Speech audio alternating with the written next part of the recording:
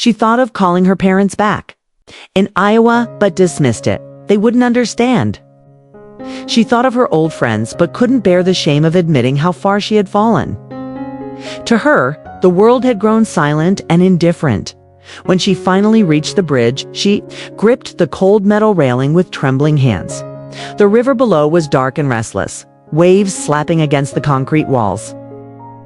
Her heart pounded, not from fear, but from a grim determination. She whispered softly, almost apologetically, "I can't do this anymore." But before she could climb over, a voice broke through the night. "Miss, you shouldn't be out here alone in this weather." Claire froze. A man stood a few feet away, his figure shadowed by the dim streetlight. He was tall, his clothes shabby, his beard unkempt. He carried a plastic bag with a few belongings and had the unmistakable look of someone who lived on the streets. At first, Claire felt defensive. What did he want from her? But then she saw his eyes, gentle, steady, and deeply concerned. "I'm fine," Claire muttered, turning slightly away. "No, you're not," he said softly, walking closer but keeping his distance. "I know that look. I've had it myself." His words struck her like a lightning bolt.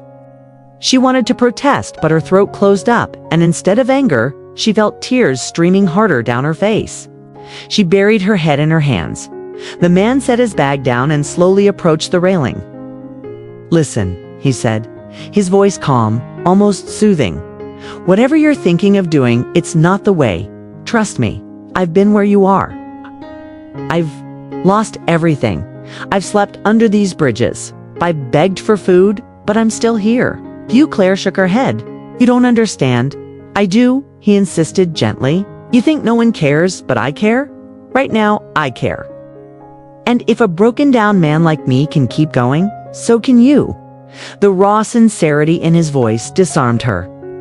She looked at him properly, now his worn jacket, his tired face, but those steady eyes that spoke of pain survived, not just endured. For the first time in weeks,